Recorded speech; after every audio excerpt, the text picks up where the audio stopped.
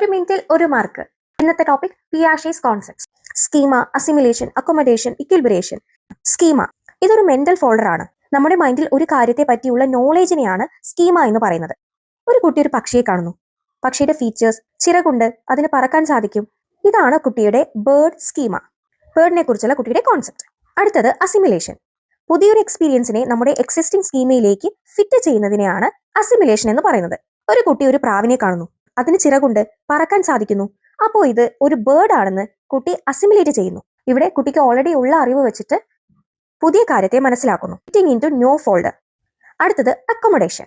ഈ കുട്ടി ഒരു എയ്റോപ്ലെയിനെ കാണുമ്പോൾ അത് ഒരു വലിയ പക്ഷി പറക്കുന്നു എന്നാണ് പറയാം. കുട്ടിയുടെ അറിവ് വെച്ച് ചിറകുള്ള പറക്കാൻ കഴിയുന്നതിനെ കുട്ടി പക്ഷി എന്നാണ് മനസ്സിലാക്കിയത്. അപ്പോൾ നമ്മൾ ആ കുട്ടീനെ തിരുത്തും. അത് പക്ഷിയല്ല, എയ്റോപ്ലെയിൻ ആണെന്ന് പറയും. ഇവിടെ കുട്ടിയുടെ പഴയ ബേർഡ് സ്കീമ വർക്ക് ആവുന്നില്ല. സോ കുട്ടി ആ സ്കീമയെ മാറ്റി എഴുതുന്നു, അപ്ഡേറ്റ് ചെയ്യുന്നു. ഇതിനെയാണ് അക്കോമഡേഷൻ എന്ന് പറയുന്നത്. അഡ്ജസ്റ്റിംഗ് അവർ thoughts to fit new information. അടുത്തത് ഇക്വിലിബ്രേഷൻ. എയ്റോപ്ലെയിൻ പക്ഷിയല്ല എന്ന് പറഞ്ഞപ്പോൾ കുട്ടിക്ക് അവിടെ ഒരു കൺഫ്യൂഷൻ വന്നു. അതിനെ നമുക്ക് ഡിസ്ഇക്വിലിബ്രിയം എന്ന് പറയാം. ആ കൺഫ്യൂഷനെ മാറ്റാനായി സ്കീമയിൽ ചേഞ്ച് വരുത്തി കുട്ടി അക്കോമഡേഷൻ നടത്തി. ഇതിനെയാണ് ഇക്വിലിബ്രേഷൻ എന്ന് പറയുന്നത്. സ്കീമ എന്ന് പറയുന്നത് നോളേജ് ആണ്. അസിമിലേഷൻ എന്ന് പറയുന്നത് ആഡിംഗ് ആണ്.